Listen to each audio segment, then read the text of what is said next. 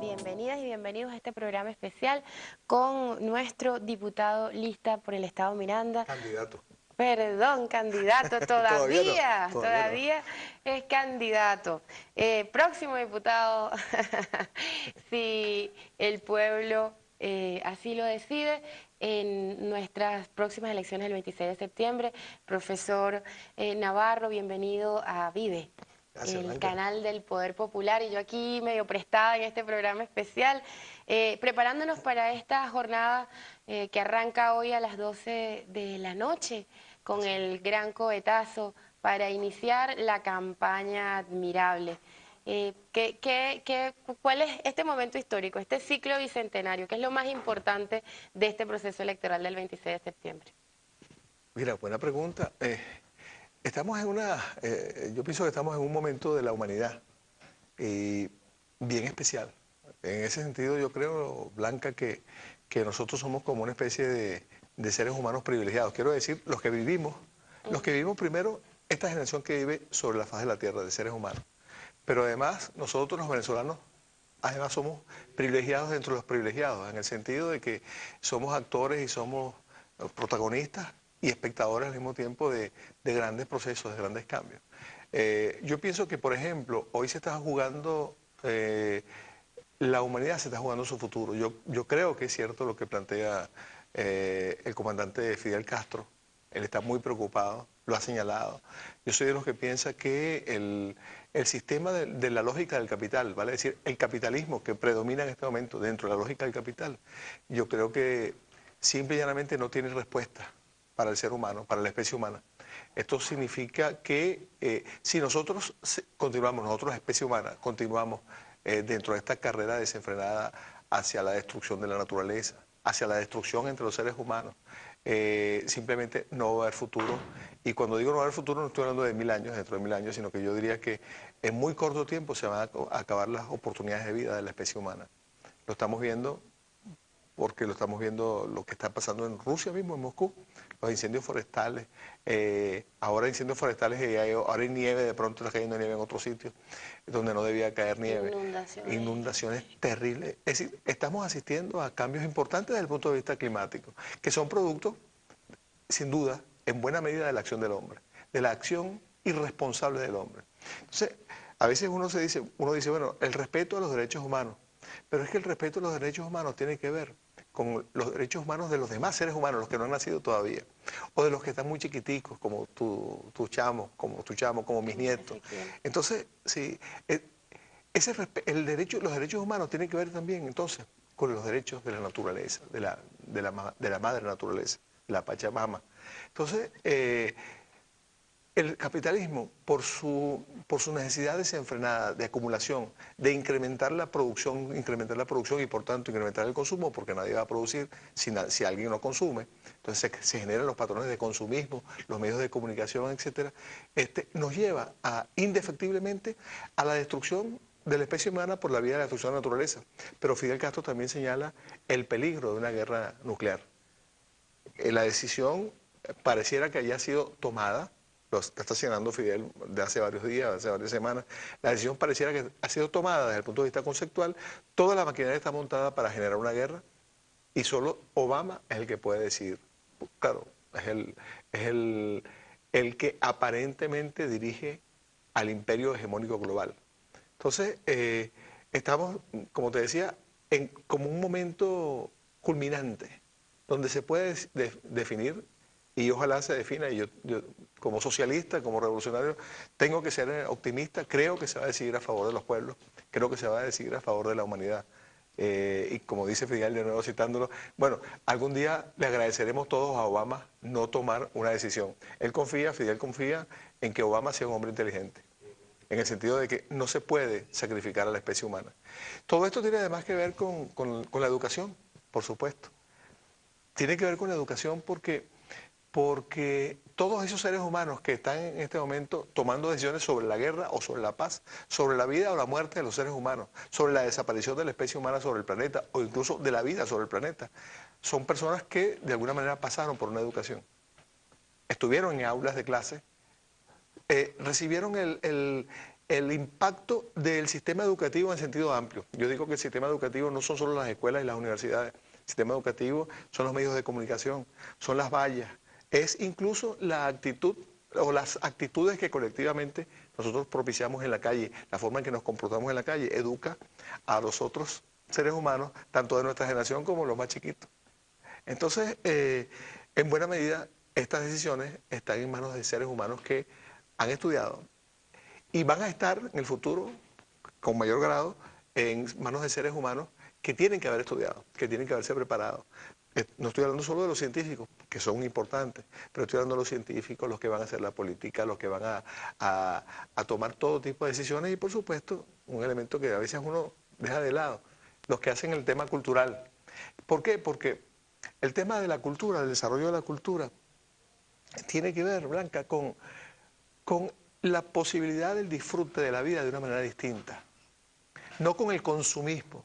No que tú encuentres solo satisfacción yendo al centro comercial y por tanto obligado a comprar, a consumir cachivaches que muchas veces vas a botar en corto tiempo porque sale un nuevo cachivache que también te dicen que es muy bueno y que no puedes vivir sin el cachivache nuevo. Estoy hablando de televisores, estoy hablando de toda la parafernalia del consumismo.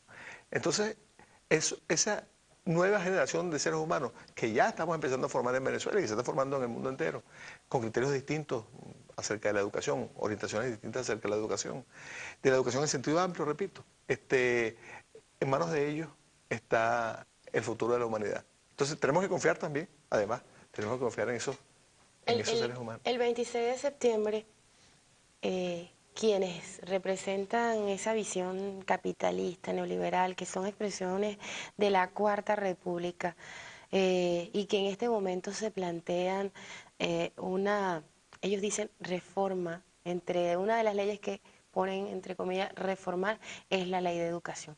Realmente una transformación hacia una educación liberadora es una amenaza a todo el modelo neoliberal. Claro, desde luego. Desde luego. Primero, hay la Ley Orgánica de Educación, nuestra Ley Orgánica de Educación que fue aprobada hace un poquito más de un año y 2 semanas, 15 de agosto del año pasado, 2009. Esa, primero, como ley orgánica que es, pretende organizar el sistema educativo. Distinta a la ley orgánica anterior, la ley orgánica que estaba del año 80, vigente desde el año 80, esa ley orgánica de educación era mucho más que una ley orgánica de educación, casi era un reglamento en algunos aspectos, para algunas cosas. En cambio, para materia de educación superior, no hablaba de la educación superior, lo dejaba a una ley de universidades, en efecto. Pero, por ejemplo, el tema de adecuar la ley a las exigencias de nuestra Constitución, eso por supuesto no podía ser previsto en esa ley. Me refiero en particular al tema de la autonomía universitaria, que está muy en discusión en este momento. La autonomía universitaria por la cual luchamos los que hoy, en buena medida, estamos hoy con este proceso e impulsamos esta ley orgánica de educación. Es una autonomía universitaria que impulsaba la participación popular, que incorporaba, que quería abrir las universidades para que el pueblo entrara a las universidades. Esa autonomía universitaria no es la que está recogida en la ley de Caldera. La ley de Rafael Caldera, la ley de universidades, que en algunos elementos está derogada por la ley orgánica de educación, aunque algunos rectores dicen que no es así, pero la ley orgánica de educación está por arriba de la ley especial de educación, de la ley de universidades.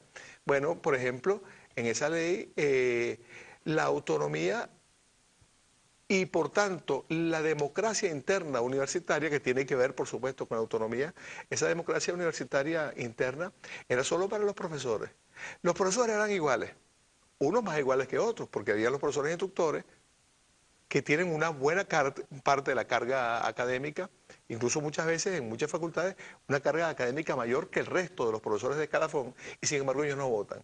Y por otra parte, los estudiantes tenían una fraccioncita muy pequeña, su voto del voto de un profesor. O sea, no era una comunidad de iguales, y tampoco los empleados administrativos y los obreros. Bueno, uno de los elementos que tiene la Ley Orgánica de Educación es que expande las posibilidades de que toda la comunidad universitaria se exprese en la elección, por ejemplo, de sus autoridades. No dice que las autoridades, que cualquiera puede ser, porque eso es una de las formas en que han criticado, haciendo una caricatura de la elección. Dicen, bueno, entonces el portero, además despreciando al portero, entonces el portero puede ser rector. No, eso no lo plantea la ley. Lo que plantea la ley es que todos pueden decir quién es el rector. ¿Entre quiénes? Entre los que tienen capacidad para ser rector, por supuesto. ¿Cuáles son los que tienen una cierta formación, etcétera, etcétera? Entonces, por ejemplo, eso es uno de los elementos que ellos quisieran hacer retroceder.